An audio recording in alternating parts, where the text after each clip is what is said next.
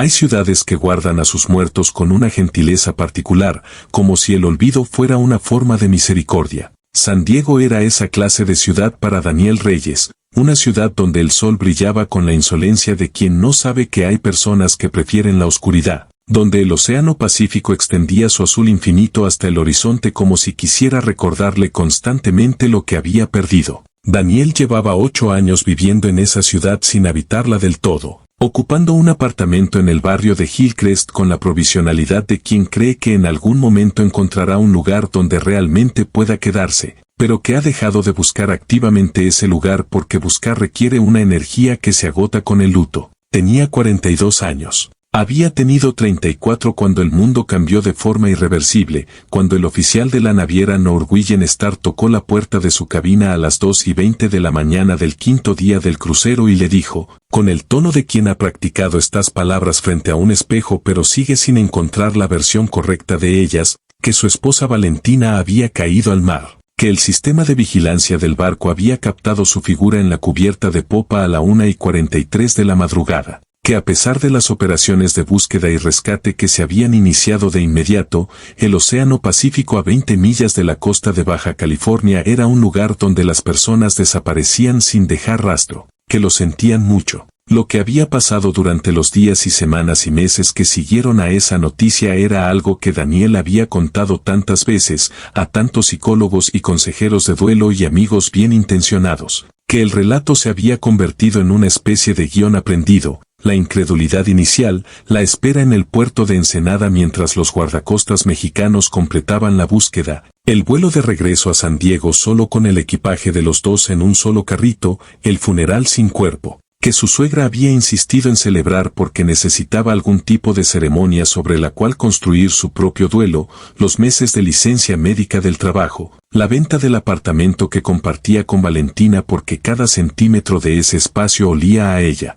Valentina Reyes, de Soltera Morales, había sido maestra de primaria en una escuela del barrio de Logan Heights. Tenía 31 años cuando murió, o cuando desapareció. La distinción importaba en los documentos legales durante los primeros 7 años, porque sin un cuerpo no había un certificado de defunción inmediato, sino una declaración de muerte presunta que requería un proceso legal que Daniel navegó con la ayuda de un abogado que le cobró lo justo y le cobró también, sin quererlo, la última energía que le quedaba para pelear contra el sistema. Después de 7 años, la declaración se volvió definitiva. Valentina Reyes era legalmente muerta. Daniel era legalmente viudo. Para entonces ya lo era emocionalmente desde hacía mucho tiempo. Lo que Daniel había construido sobre las ruinas de su vida anterior era funcional en el sentido más básico de la palabra. Tenía trabajo. Como diseñador gráfico independiente que trabajaba principalmente desde casa para clientes en Los Ángeles y San Francisco,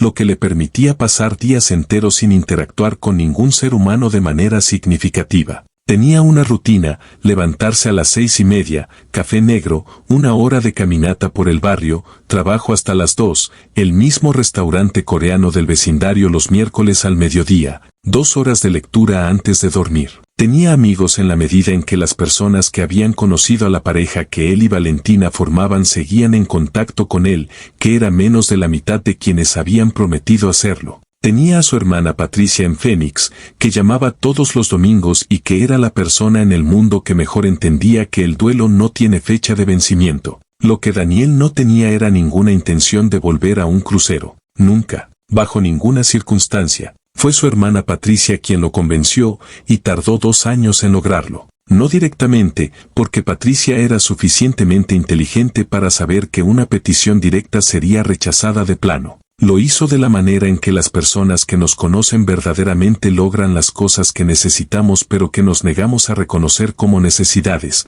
gradualmente, por etapas, plantando la idea en conversaciones distintas durante meses hasta que Daniel un día se encontró comprando un pasaje para un crucero por el Caribe con la sensación de que había sido su propia idea. El crucero de Patricia era diferente al que había tomado con Valentina en todos los aspectos posibles que Daniel había podido controlar, diferente naviera, diferente ruta, diferente mes del año. En lugar del Pacífico oscuro de noviembre, el Caribe azul turquesa de marzo. En lugar del silencio de una pareja joven que todavía tenía toda la vida por delante, la energía ligeramente caótica de un grupo de 10 personas que incluía a Patricia, su esposo Roberto, sus 2 hijos adolescentes, y 4 amigos de la familia que eran exactamente el tipo de gente que llenaba los silencios con conversación y que no le daba a Daniel demasiado tiempo para quedarse dentro de su propia cabeza. El barco era el MSC Azore y zarpó del puerto de Miami un sábado por la tarde con destino a Jamaica, Cozumel y las Bahamas.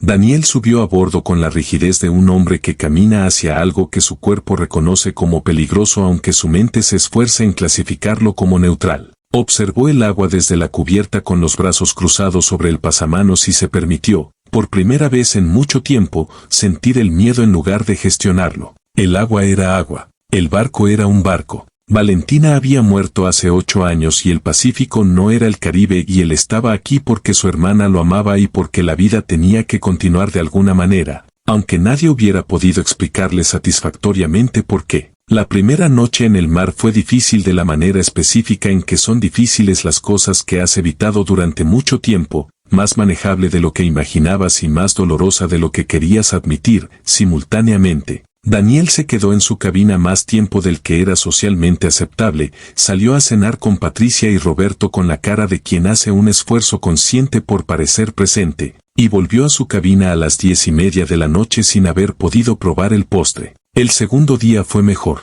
El mar abierto tiene algo hipnótico que actúa sobre el sistema nervioso de maneras que los seres humanos no terminan de entender. Una combinación de movimiento constante y horizonte infinito que produce un estado mental cercano a la meditación aunque uno no esté buscando meditación. Daniel pasó la mañana en la cubierta de popa con un libro y un café, y durante varias horas consecutivas solamente pensó en lo que estaba leyendo, lo cual era, para él, un logro considerable. El tercer día llegaron a Nassau, en las Bahamas, y el grupo bajó al puerto para el día de excursión que Patricia había organizado con la eficiencia de una directora de logística. Recorrieron el mercado de artesanías, almorzaron langosta en un restaurante frente al mar, tomaron fotos en la famosa escalera de la Reina, compraron ron local que Roberto insistió en probar en el local mismo. Era el tipo de día que en otras circunstancias habría sido perfectamente agradable, y Daniel se sorprendió reconociendo que lo estaba pasando relativamente bien. Fue a las 4:23 de la tarde, según el registro de su teléfono que consultó después compulsivamente para asegurarse de no haber inventado el momento, cuando Daniel Reyes vio a su esposa muerta caminando por el paseo marítimo de Nassau tomada del brazo de otro hombre. La vio de espaldas primero. Y eso fue suficiente para que el mundo dejara de girar.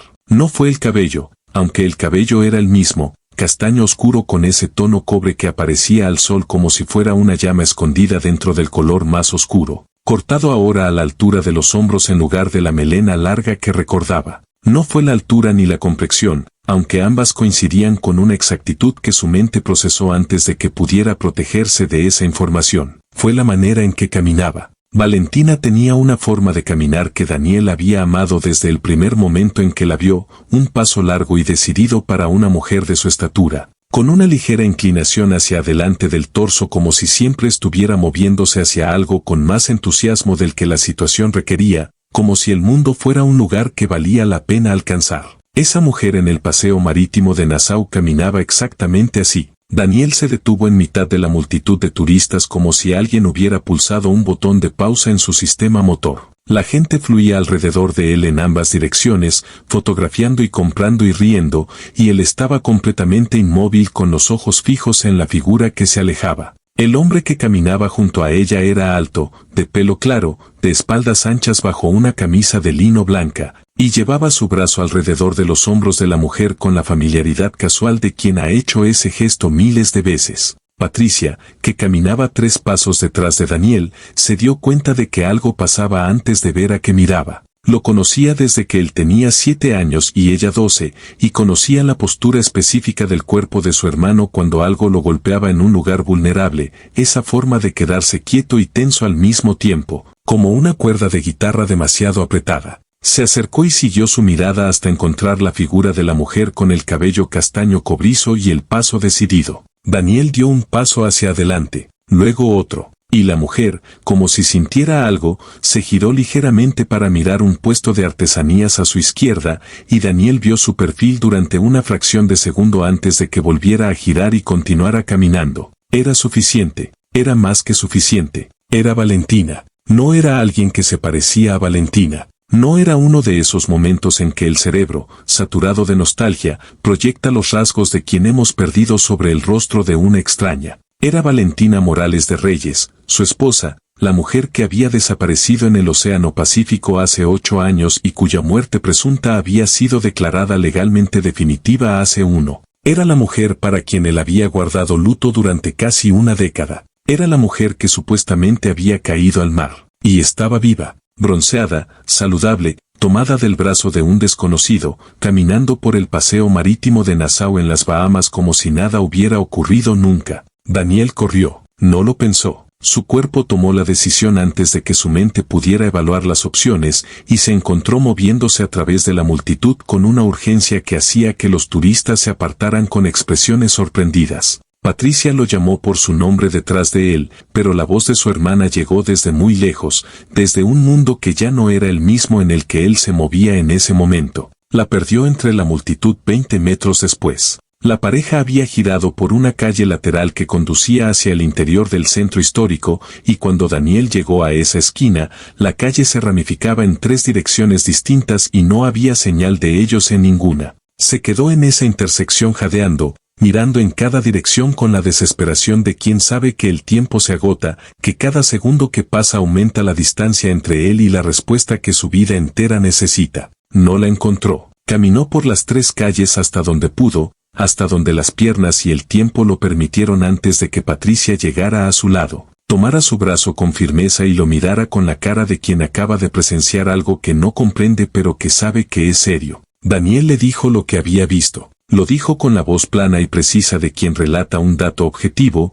no porque no sintiera nada, sino porque sentía tanto que la única manera de seguir funcionando era convertirlo en información. Patricia lo escuchó sin interrumpirlo. Luego le dijo, con el cuidado gentil de quien ama a alguien y no quiere hacerle daño, que el parecido había tenido que ser muy grande para provocar esa reacción, que era comprensible, dado el contexto del barco y el mar y los años de duelo. Daniel no discutió con ella, pero sabía lo que había visto. De regreso en el barco esa noche, mientras el MSC Azore elevaba anclas y se alejaba del puerto de Nassau hacia su siguiente destino, Daniel Reyes se sentó en el borde de su cama de cabina con el teléfono en las manos y pasó 2 horas mirando las fotos que tenía guardadas de Valentina, esas fotos que había jurado no volver a ver demasiado seguido porque hacerlo era como tocar una herida antes de que cicatrizara. Las miró todas, y estaba absolutamente seguro. La mujer en el paseo marítimo era su esposa. Lo que eso significaba era algo que su mente comenzaba a explorar con la cautela de quien abre una puerta que lleva años cerrada sabiendo que dentro hay algo que cambiará todo para siempre. Si Valentina estaba viva, no había caído al mar accidentalmente. Si Valentina estaba viva y viviendo con otro hombre en las Bahamas, su desaparición no había sido un accidente. Si Valentina estaba viva, entonces lo que había ocurrido aquella noche en el Océano Pacífico hace 8 años había sido algo muy diferente a un accidente. Y si todo eso era verdad, entonces los 8 años de duelo de Daniel, los 8 años de reconstruirse solo, los 8 años de cargar el peso de una pérdida que resultaba no haber sido una pérdida sino una traición, eran algo para lo que no existía todavía ninguna palabra en ningún idioma que él conociera. El barco se movía suavemente sobre el mar oscuro. En algún lugar en las Bahamas, Valentina dormía junto a otro hombre. Daniel Reyes tomó su teléfono y comenzó a buscar vuelos de regreso a Miami desde Cozumel, el siguiente puerto. Tenía trabajo que hacer. Y esta vez, no iba a pedirle permiso al dolor para hacerlo. Cozumel amaneció con el azul esmeralda de las aguas del Caribe mexicano, ese color que existe en ningún otro lugar del mundo con exactamente esa intensidad, como si el mar hubiera decidido ser más azul que el cielo solo para demostrar que podía. El MSC Azore ancló en el muelle de cruceros a las 8 de la mañana y mientras 200 turistas descendían hacia las excursiones de snorkel y las tiendas de artesanías, Daniel Reyes salió del barco con una pequeña mochila y un pasaje de avión comprado la noche anterior, Cozumel a Miami, salida a las 2 de la tarde. La conversación con Patricia había durado 3 horas la noche anterior y había terminado sin resolución satisfactoria para ninguno de los dos. Patricia quería que Daniel esperara, que terminara el crucero, que hablara con su terapeuta antes de tomar cualquier decisión basada en lo que podía ser, según ella, una confusión comprensible dado el contexto emocionalmente cargado del viaje. Daniel quería respuestas. Había 8 años de su vida invertidos en un luto que podría haber sido una mentira, y cada hora adicional sin investigar esa posibilidad era una hora de complicidad con esa mentira. Al final, Patricia lo había abrazado en el pasillo de la cubierta 6 con la fuerza de quien sabe que no puede detener a alguien y que lo único que puede hacer es que ese alguien sepa que tiene a dónde volver. En el aeropuerto de Cozumel, esperando el vuelo de conexión, Daniel comenzó a construir el mapa de lo que sabía y lo que necesitaba saber. Lo que sabía era muy poco. Había visto a una mujer que era idéntica a Valentina en el paseo marítimo de Nassau, acompañada de un hombre alto de pelo claro. No tenía fotografías de ese momento porque la sorpresa había paralizado su capacidad de reaccionar con la racionalidad que la situación requería. No tenía ningún otro dato sobre dónde vivía esa mujer, quién era el hombre que la acompañaba, o si efectivamente era Valentina y no alguien que se le parecía de manera extraordinaria. Lo que necesitaba saber era todo lo demás. Y para saber todo lo demás necesitaba ayuda del tipo que no se consigue preguntando a amigos y familiares. El nombre de Marcus Webb le llegó a través de un contacto indirecto. Un colega diseñador de Los Ángeles que había usado sus servicios 3 años atrás para rastrear a un socio comercial que había desaparecido con fondos de la empresa. Webb era investigador privado con base en Miami, especializado en casos que involucraban identidades falsas, fraude de seguros y personas desaparecidas que no querían ser encontradas. Tenía una discreción reputacional que sus clientes valoraban por encima de cualquier otra característica y una tasa de éxito que su sitio web presentaba con la sobriedad de quien sabe que los números hablan solos. Daniel lo llamó desde el aeropuerto. Les tomó 45 minutos de conversación llegar a un acuerdo sobre los términos de contratación. No fue una conversación fácil. Daniel tuvo que explicar el contexto completo, incluyendo el crucero de hace 8 años, la declaración de muerte presunta, los años de duelo y el avistamiento en Nassau, y cada parte de ese relato sonaba, incluso en sus propios oídos, como algo que en otras circunstancias él mismo habría clasificado como la fantasía elaborada de un hombre que nunca había procesado bien su duelo. Marcus Webb lo escuchó sin interrumpirlo, y cuando Daniel terminó, el investigador hizo 3 preguntas específicas y técnicas sobre el crucero original que sugirieron, con más elocuencia que cualquier declaración de fe, que se tomaba el relato en serio. Miami recibió a Daniel con el calor húmedo de la Florida en marzo, ese calor que pesa físicamente sobre los hombros y que hace que todo parezca ligeramente irreal. Se instaló en un hotel cerca del aeropuerto con la intención provisional de estar allí pocos días mientras Webb iniciaba la investigación, pero con la claridad interior de que sus días de provisionalidad con todo en la vida habían llegado a su fin. No iba a moverse de allí hasta tener respuestas. La primera semana fue una de las más largas de su vida, y había tenido semanas largas de referencia. Webb trabajaba metódicamente y comunicaba sus hallazgos con una frecuencia y un detalle que Daniel apreciaba y que al mismo tiempo lo mantenía en un estado de tensión constante, porque cada actualización contenía tanto información como la conciencia de lo mucho que todavía faltaba por descubrir.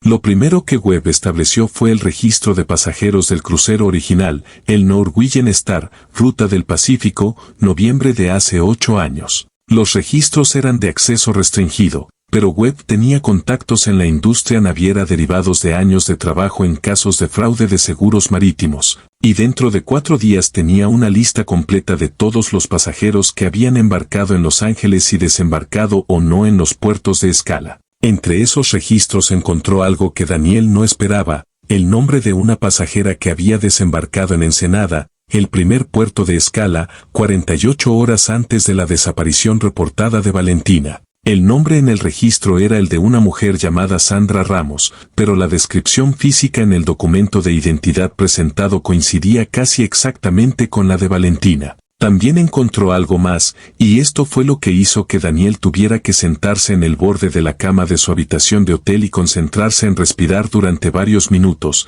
el seguro de vida. Valentina había tenido una póliza de seguro de vida que Daniel había conocido vagamente porque ella la había contratado cuando comenzaron a hablar de tener hijos y querían asegurarse de que el otro estuviera protegido. Lo que Daniel no había sabido, porque los detalles de la póliza eran algo que Valentina había manejado directamente, era que la cobertura era de $750,000. Y que la póliza había sido cobrada, después de los 7 años de proceso de declaración de muerte presunta, por el único beneficiario designado. El beneficiario no era Daniel, era una persona llamada Elena Vargas, designada como hermana de Valentina. Daniel tardó un momento en procesar esa información porque tenía que superponerla sobre algo que sabía con absoluta certeza: Valentina era hija única. No tenía hermanas, no tenía hermanos. Su madre, la señora Carmen Morales, lo había mencionado varias veces durante los años que los conoció como pareja, con la mezcla de orgullo y soledad específica de las madres que crían solas a hijos únicos. No había ninguna Elena Vargas en la familia de Valentina,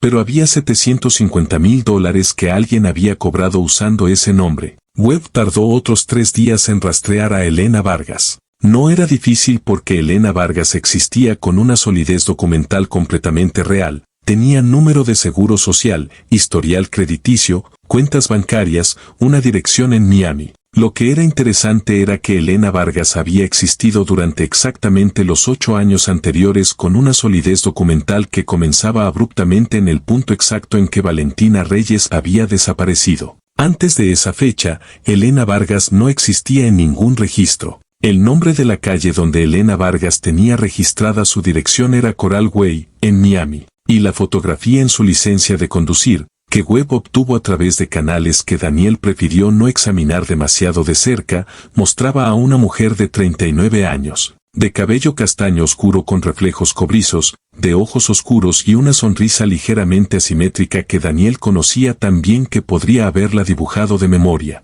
Era Valentina. Sin ningún margen de duda posible. Era su esposa, viva, con otro nombre, viviendo en Miami. La semana siguiente fue la más oscura que Daniel recordaba desde los primeros meses después de la desaparición. No porque no supiera lo que iba a hacer, sino porque mientras Webb continuaba excavando capas adicionales de la historia, lo que emergía era una narrativa que Daniel tenía que integrar con la versión de su vida que había creído verdadera durante 8 años. Y esas dos versiones eran incompatibles de una manera tan fundamental que mirar a una significaba que la otra dejaba de existir. Webb descubrió al hombre. Se llamaba Christopher Arlo, ciudadano estadounidense de 48 años, residente principal en Nassau, Bahamas, con propiedades adicionales en Miami y en la costa de Maine. Era el tipo de hombre que existía en los márgenes de la visibilidad pública, suficientemente rico para que su nombre apareciera ocasionalmente en reportes de negocios, suficientemente discreto para no ser una figura de perfil alto.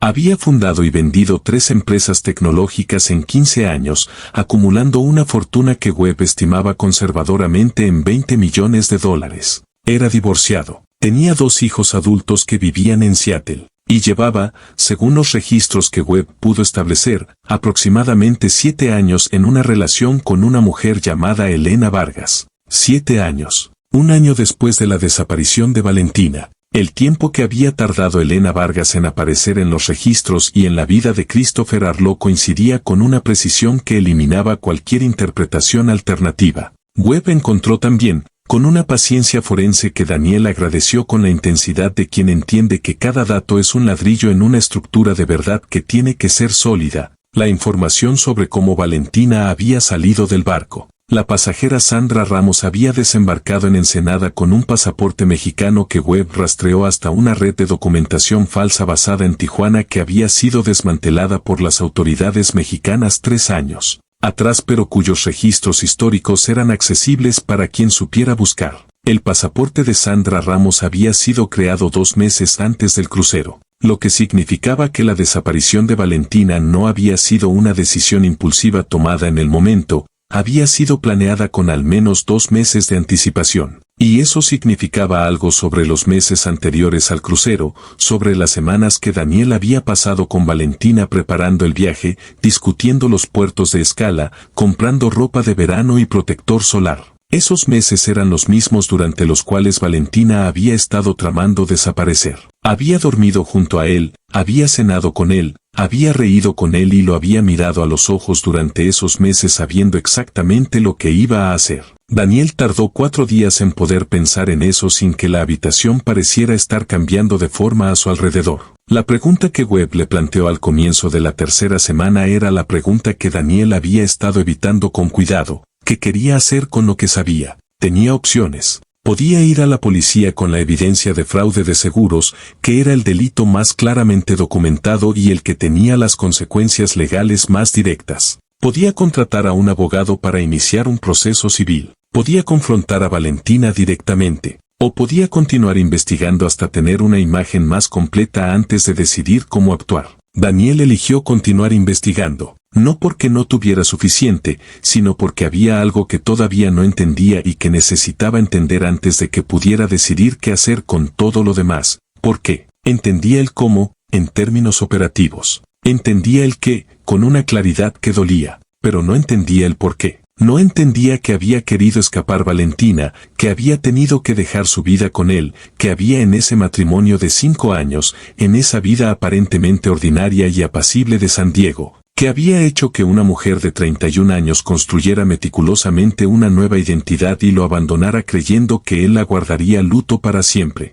Esa pregunta era la que le quitaba el sueño con más fuerza que cualquier rabia o cualquier dolor. Porque si había una respuesta, si había algo que él no había visto o no había querido ver, entonces la historia era más complicada que la de una traidora y una víctima. Y Daniel necesitaba saber si la historia era más complicada antes de actuar, porque actuar sobre una versión incompleta de la verdad era exactamente el tipo de error que él había cometido durante 8 años al asumir que el océano era lo que se había llevado a Valentina. Webb necesitaba acceso más cercano al mundo de Christopher Arlo y Elena Vargas para poder responder esa pregunta. Y acceso más cercano significaba que Daniel tendría que salir de la habitación de hotel y convertirse en algo más que un cliente que esperaba informes. Significaba que tendría que ir a Nassau. Nassau en primavera era exactamente el tipo de lugar donde la gente iba a reinventarse, una ciudad pequeña y brillante rodeada de agua turquesa, con suficiente anonimato para los recién llegados y suficiente comunidad para que quienes decidían quedarse pudieran construir una vida que se sintiera real. Daniel lo entendió en el momento en que su vuelo desde Miami aterrizó en el aeropuerto Linden Pingling y el calor del Caribe entró por la puerta del avión con la familiaridad de quien lleva años esperando ese momento específico.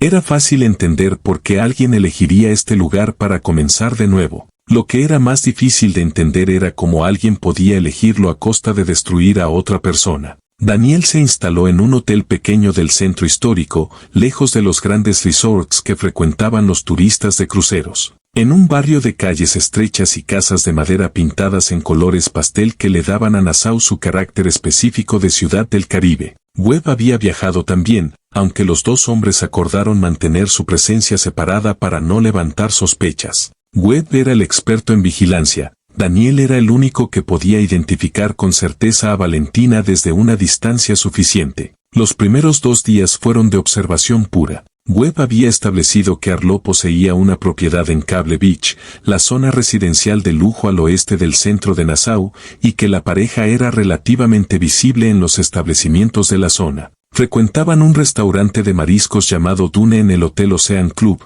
un café de especialidad en la calle Bay llamado Grey Cliff Coffee, y la marina de Nassau los fines de semana, donde Arlo tenía atracado un velero de 40 pies que había bautizado con el nombre de Elena. La primera vez que Daniel la vio de cerca, lo suficientemente cerca para no dejar ningún espacio para la duda aunque tampoco hubiera ningún espacio que dudara llenar, fue en ese café de la calle Bay. Estaba sola, sentada en una mesa junto a la ventana con una taza de café y un libro, y la primera palabra que cruzó la mente de Daniel al verla fue irreal en el sentido literal de la palabra. El cerebro rechazaba la imagen porque sabía que no debía ser posible. Había envejecido 8 años, como él. El cabello era más corto. Había algo en la manera en que sostenía el libro, en la posición de los hombros, en la pequeña arruga que aparecía entre sus cejas cuando se concentraba en una página difícil, que era tan familiar que Daniel tuvo que concentrarse en respirar con regularidad para no hacer nada que arruinara lo que estaba construyendo.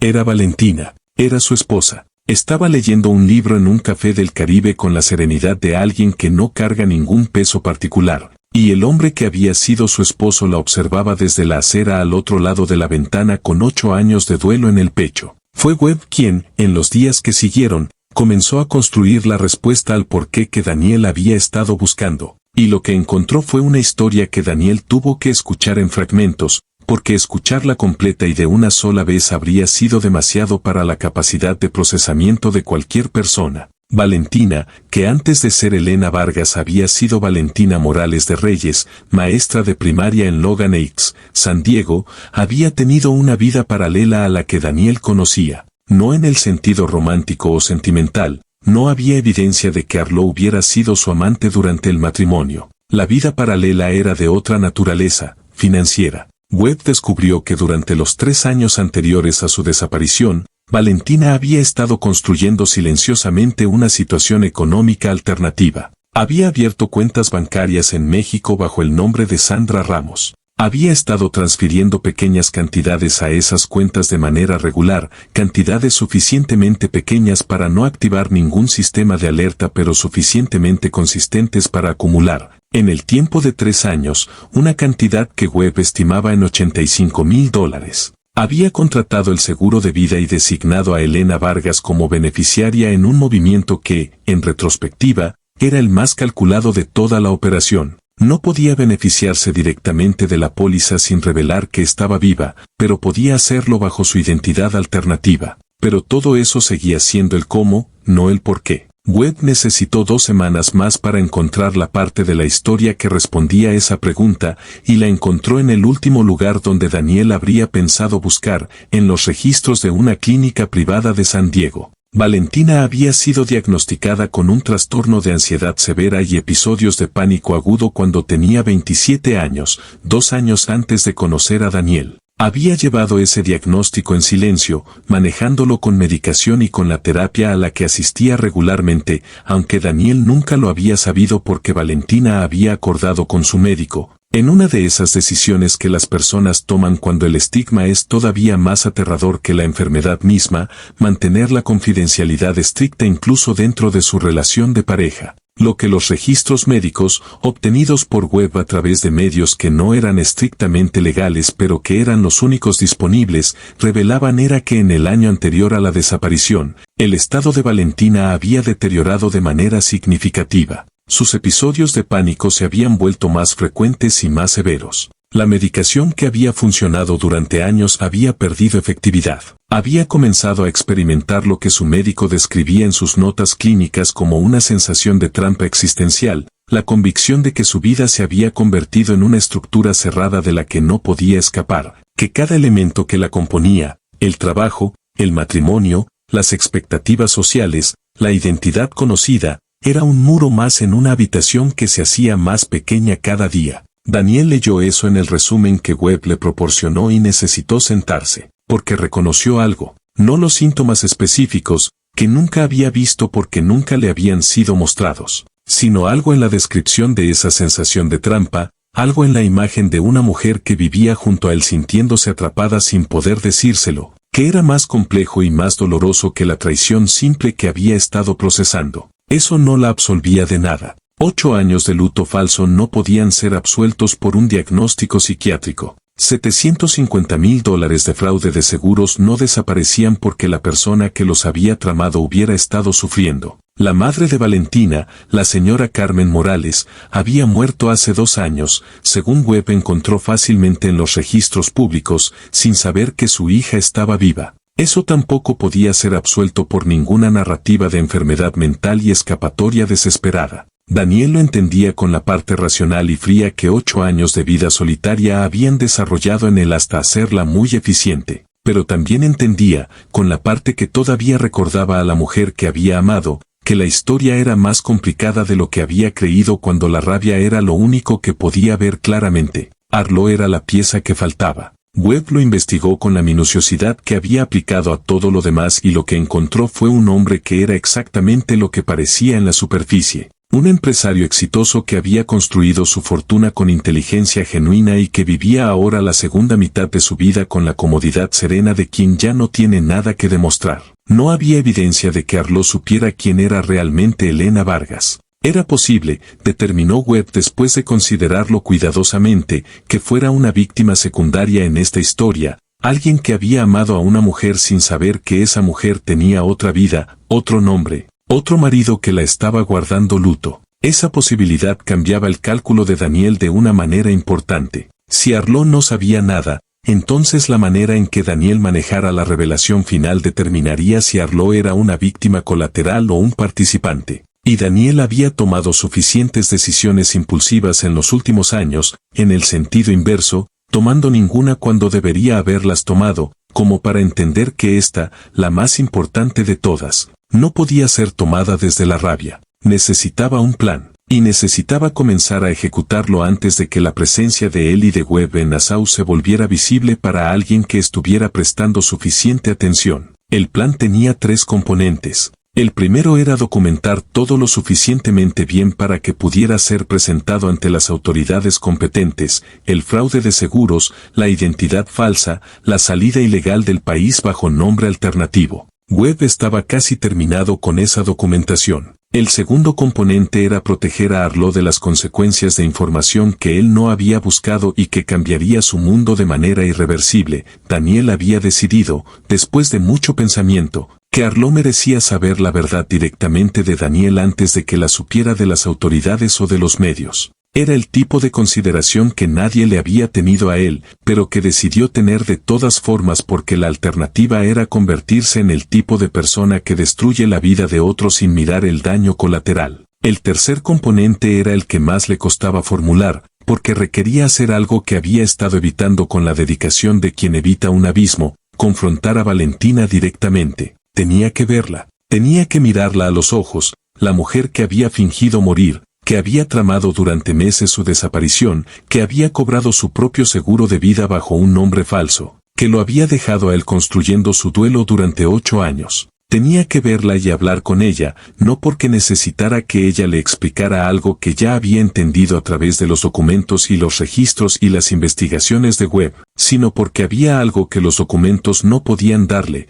la posibilidad de ser visto, de que ella lo viera a él, a Daniel, al hombre real que existía detrás de la abstracción de esposo abandonado, y comprendiera el costo real de lo que había hecho. Y después, cuando todo eso hubiera ocurrido, haría lo que tenía que hacer, la cita que Daniel le pidió a Valentina, o a Elena, o a la mujer que respondía ahora a ambos nombres dependiendo de qué parte de su historia estaba siendo invocada. Se produjo de una manera que solo era posible porque Daniel la había planeado con la misma meticulosidad que ella había usado para desaparecer. Webb le había indicado que los martes por la mañana, Valentina tenía la costumbre de caminar sola por la playa de Cable Beach durante aproximadamente 1 hora, entre las 8 y las 9, mientras Arlo asistía a una reunión de negocios por videoconferencia. Era el único momento regular en que estaba sola y en un lugar predecible. Daniel llegó a la playa a las 7:45. Se sentó en la arena húmeda de la orilla con los zapatos en la mano y el mar tranquilo extendiéndose frente a él en la mañana temprana, y esperó. La playa estaba casi desierta a esa hora,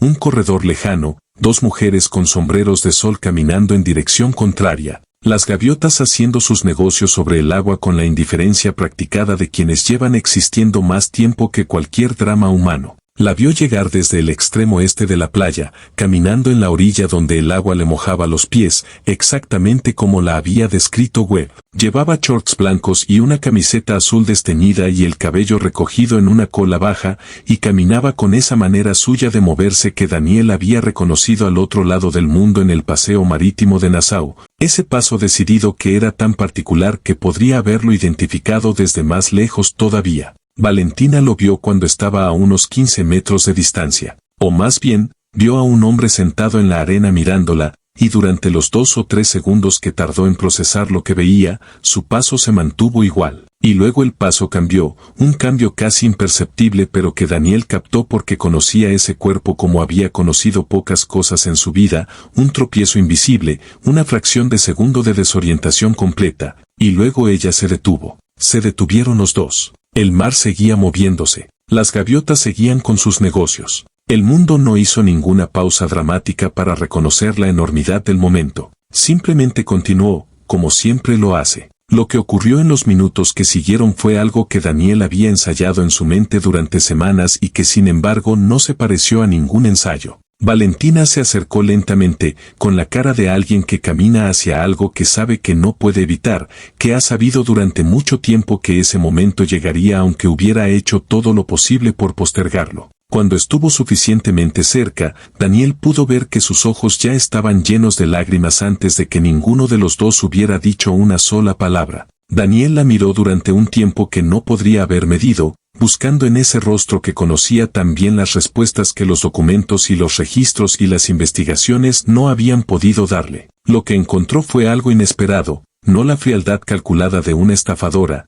no la serenidad distante de alguien que ha huido con éxito y no mira atrás. Lo que encontró fue culpa. Una culpa tan profunda y tan antigua que parecía haber echado raíces en ese rostro durante los 8 años desde que se había ido, dejando marcas que la vida cómoda de las Bahamas no había podido borrar. Daniel le habló durante mucho tiempo sin dejarla interrumpir. No con rabia, aunque la rabia estaba allí, cuidadosamente contenida dentro de las palabras como fuego dentro de una lámpara. Le habló de los 8 años. Le habló del funeral sin cuerpo. Le habló de la venta del apartamento, de los meses de licencia médica, del proceso legal de declaración de muerte presunta que había tardado 7 años y que había sido la experiencia burocrática más deshumanizante de su vida adulta. Le habló de su madre, la señora Carmen, que había muerto hace 2 años sin saber que su hija estaba viva, que había pasado los últimos años de su vida cargando un luto que era una mentira. Le habló de Patricia, que llamaba todos los domingos y que nunca había dejado de hacerlo porque sabía que él la necesitaba aunque ninguno de los dos lo dijera. Le habló de las noches en el apartamento de Hillcrest mirando el Pacífico que supuestamente se la había llevado. Le habló del crucero de marzo con Patricia, de Nassau, del paseo marítimo donde la había visto caminar hacia él sin saber que era hacia él. Le habló también, y esto le costó más que todo lo demás, de lo que Webb había encontrado en los registros médicos, de la clínica privada, del diagnóstico, de las notas clínicas sobre la sensación de trampa existencial. Se lo dijo porque quería que ella supiera que él sabía, no para absolverla sino para que la conversación que estaban teniendo fuera entre dos personas que conocían la verdad completa y no entre una persona con la verdad y otra con una versión protegida de ella. Valentina escuchó todo eso con las manos entrelazadas frente a ella, mirando a veces el suelo y a veces el mar y a veces el rostro de Daniel, y cuando él terminó, pasó mucho tiempo en silencio antes de responder. Lo que dijo cuando finalmente habló fue la versión más honesta de su historia que Daniel podría haber esperado, no una justificación, sino un relato. La sensación de que el mundo en el que vivía se había vuelto demasiado pequeño para respirar dentro de él.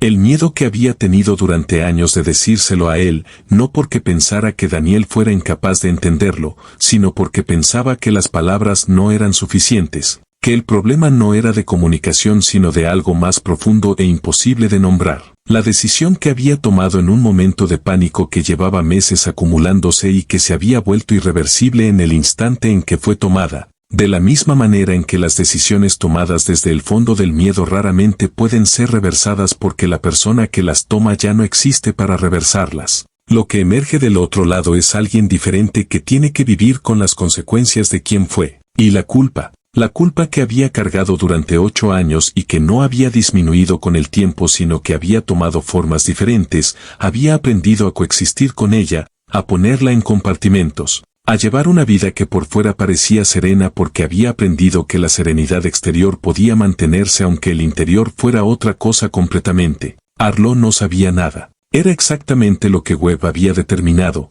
un hombre bueno que amaba a una mujer que no le había dicho toda la verdad sobre sí misma porque no sabía cómo hacerlo. Daniel escuchó todo eso con la misma atención con la que le había pedido a ella que lo escuchara a él. Cuando terminó, el sol estaba considerablemente más alto en el cielo y la playa había comenzado a llenarse de bañistas tempraneros y de niños que corrían hacia el agua con la alegría específica de los niños que descubren el mar. Entonces Daniel le dijo lo que iba a hacer. Le dijo que había documentación completa del fraude de seguros, de la identidad falsa, de la salida ilegal del país bajo nombre alternativo. Le dijo que esa documentación sería entregada al fiscal federal del Distrito Sur de Florida dentro de 48 horas, junto con la evidencia que respaldaba cada uno de esos cargos. Le dijo que Webb había construido un caso que ningún abogado, por brillante que fuera, podría desmantelar completamente. Le dijo que los $750,000 del seguro de vida, más los intereses acumulados,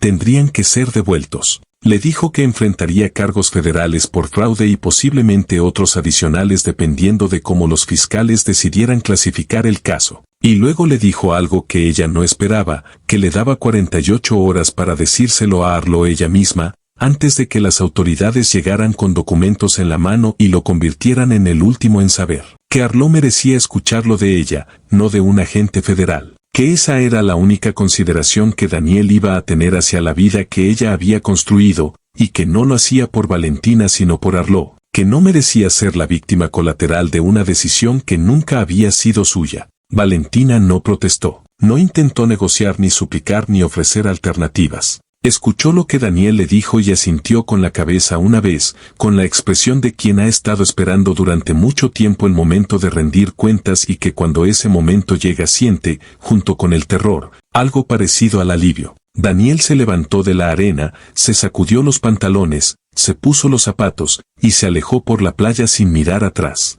Tenía 48 horas que manejar. Las pasó de la manera más mundana posible, que era la única que podía manejar en ese estado, en el cuarto de hotel con el televisor encendido sin verlo, comiendo lo que el servicio a la habitación le traía sin registrar los sabores, hablando con Webb para coordinar los últimos detalles de la entrega de documentación, y una larga conversación nocturna con Patricia en la que le contó todo por primera vez de manera completa. Patricia lo escuchó con la respiración de quien está conteniendo una reacción fuerte para no interrumpir, y cuando terminó, le dijo que iba a tomar un vuelo al día siguiente para estar con él. Daniel le dijo que no era necesario. Patricia dijo que sabía que no era necesario, que iba de todas formas, que así funcionaban los hermanos. A las 42 horas de la conversación en la playa, Daniel recibió un mensaje de un número que no reconoció, que resultó ser el teléfono de Christopher Arlo. Era breve, confirmaba que sabía todo, que había contratado a su abogado, y que Daniel podría proceder según lo planeado. Ninguna acusación, ningún drama. Solo la economía concisa de un hombre que ha recibido una noticia devastadora y ha decidido manejarla de la manera más ordenada posible. 24 horas después, los documentos fueron entregados. El proceso legal que siguió a la entrega de documentación tomó 18 meses en desarrollarse completamente, y esos 18 meses fueron diferentes de los 8 años anteriores de una manera que Daniel tardó un tiempo en poder articular con precisión, eran meses con dirección. Tenían una arquitectura de consecuencias que se desplegaban de manera predecible, reuniones con fiscales, declaraciones, audiencias preliminares, la mecánica pausada pero funcional de un sistema que, a pesar de todas sus imperfecciones, había comenzado a moverse en la dirección correcta. No había paz en eso, pero había algo que Daniel había olvidado que podía existir: propósito. Valentina, cuyo nombre legal seguía siendo Valentina Morales de Reyes a pesar de 8 años de Elena Vargas,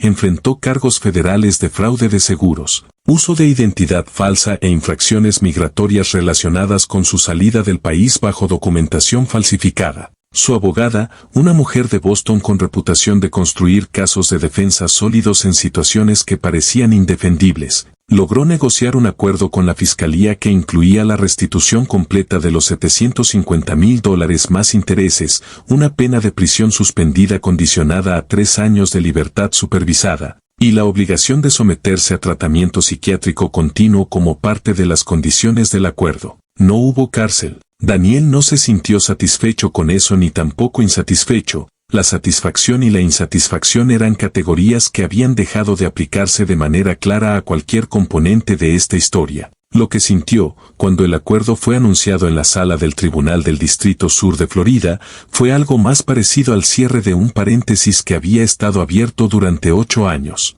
No el final de una historia, porque las historias como esta no tienen finales limpios, sino el comienzo de algo que todavía no tenía nombre pero que era, comparado con lo que había existido antes, menos pesado. Christopher Arlo, según lo que Webb le comunicó a Daniel en los meses que siguieron, Tomó la revelación con la dignidad específica de los hombres que han alcanzado una edad en que el orgullo ha cedido terreno a la comprensión. Terminó su relación con Valentina, vendió la propiedad de Cable Beach y regresó a la costa de Maine donde tenía su propiedad principal. No presentó cargos adicionales contra Valentina más allá de los federales ya en proceso. En una nota breve que hizo llegar a Daniel a través de sus respectivos abogados, dijo solamente que sentía haber sido, sin saberlo, parte de la situación que había afectado la vida de Daniel, y que esperaba que el proceso legal trajera algo de resolución. Era el tipo de nota que solamente escribe alguien que genuinamente no sabe qué más decir pero que necesita decir algo. Daniel respondió con 3 líneas,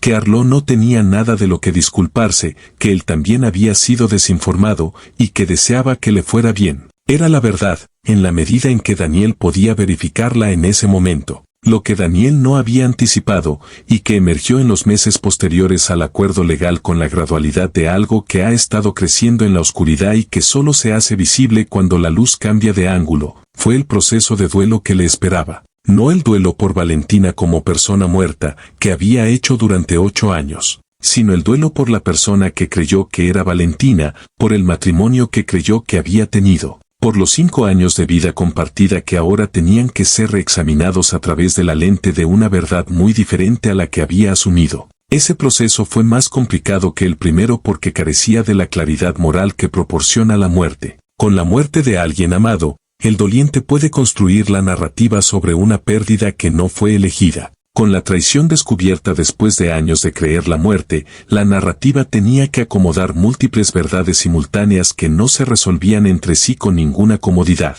Que Valentina lo había traicionado de una manera casi inconcebible, y que Valentina también había sido una persona que sufría de una manera que él nunca había sabido porque ella nunca lo había mostrado y él nunca había preguntado con suficiente profundidad. Que él había sido una víctima, y que ella también lo había sido de algo interno que ninguno de los dos había tenido los instrumentos para manejar. Que el matrimonio había sido real en muchos aspectos y simultáneamente construido sobre una omisión tan fundamental que ponía en cuestión qué tan real podía considerarse algo edificado sobre una mentira de semejante magnitud.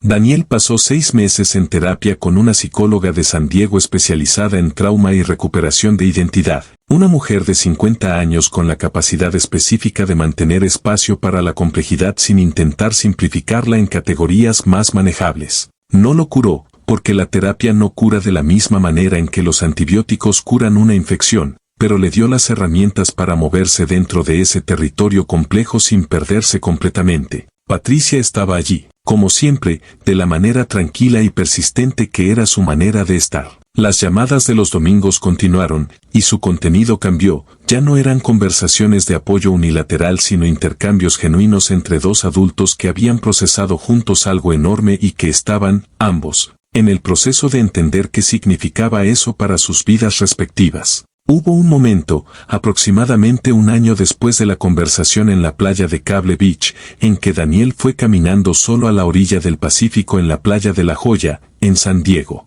Fue un domingo por la mañana de enero, con el cielo gris de nubes bajas y el mar de ese verde oscuro que tiene el Pacífico en invierno, diferente del azul caribeño que había visto en Nassau y en Cozumel, más severo, más honesto de alguna manera. Se quedó de pie en la orilla durante mucho tiempo sin pensar en nada particular, o más bien pensando en todo sin que ningún pensamiento específico tomara precedencia sobre los demás. Pensó en Valentina como persona real, en su totalidad, no la esposa idealizada de los años de duelo ni la traidora fría del primer impacto de la revelación, sino la persona complicada que había sido ambas cosas y ninguna de las dos completamente. Pensó que la capacidad de ver a las personas en su totalidad, sin reducirlas a lo que nos hicieron ni a lo que quisimos que fueran, era quizás la forma más honesta y más agotadora de existir en el mundo. Pensó en los 8 años. No con rabia, que había sido la emoción dominante durante tanto tiempo que su ausencia tenía ahora la textura del silencio después de mucho ruido,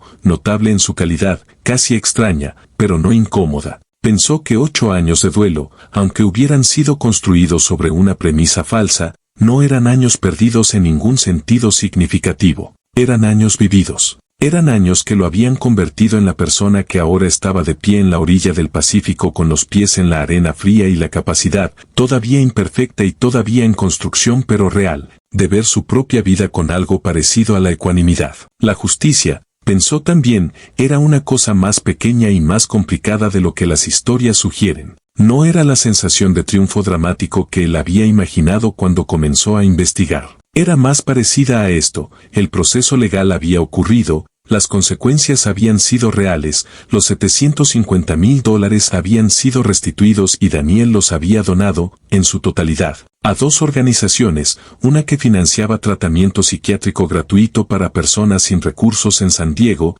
y otra que proporcionaba apoyo a personas en duelo por pérdidas no reconocidas, incluyendo aquellas cuyos seres queridos habían desaparecido sin que hubiera certeza sobre si estaban vivos o muertos. Era la forma más honesta que había encontrado de convertir lo que le había sucedido en algo que tuviera un peso diferente en el mundo. Webb le había enviado, 3 meses después del acuerdo legal, un mensaje breve que decía que había sido el caso más complicado de su carrera y que esperaba que Daniel estuviera bien. Daniel le respondió que estaba trabajando en eso, y que lo mismo para él. Era la verdad en ambos casos. Había comenzado a trabajar de nuevo, no desde el apartamento de Hillcrest sino desde un estudio que había alquilado en el barrio de North Park. Un espacio más pequeño y más luminoso con una ventana que daba a una calle arbolada y no al océano. El océano podía esperar. El océano, en la medida en que Daniel había llegado a entenderlo, era demasiado grande para mirarlo todos los días sin que eso se convirtiera en algo. Lo visitaba cuando quería,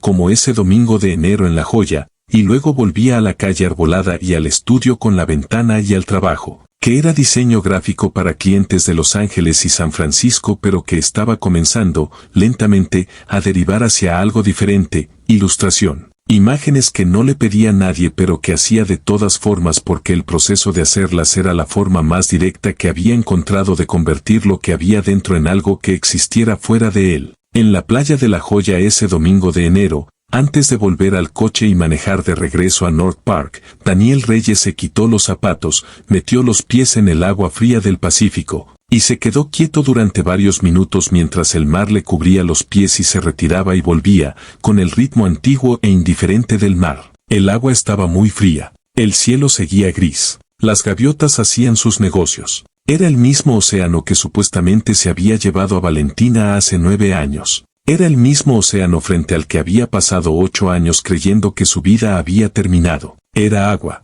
Era el planeta girando y el agua moviéndose sobre su superficie como siempre lo había hecho y siempre lo haría, completamente indiferente a las historias humanas que se construían a sus orillas. Daniel metió un pie un poco más adentro, hasta que el agua le llegó al tobillo, fría y real y completamente presente. Y pensó que había algo en ese frío, en esa presencia inconfundible, que era exactamente lo que necesitaba en ese momento: algo real, algo sin narrativa, algo que simplemente era lo que era sin pretender ser nada más. Volvió a sus zapatos, se los puso, caminó de regreso al coche, manejaría a casa, prepararía café, abriría el cuaderno de bocetos que había comprado la semana anterior, llamaría a Patricia el domingo siguiente. Continuaría, de la manera imperfecta y diaria en que todas las personas continúan, que es la única manera en que la continuación es posible. El mar siguió moviéndose detrás de él. El Pacífico no guarda nada para siempre. En algún momento,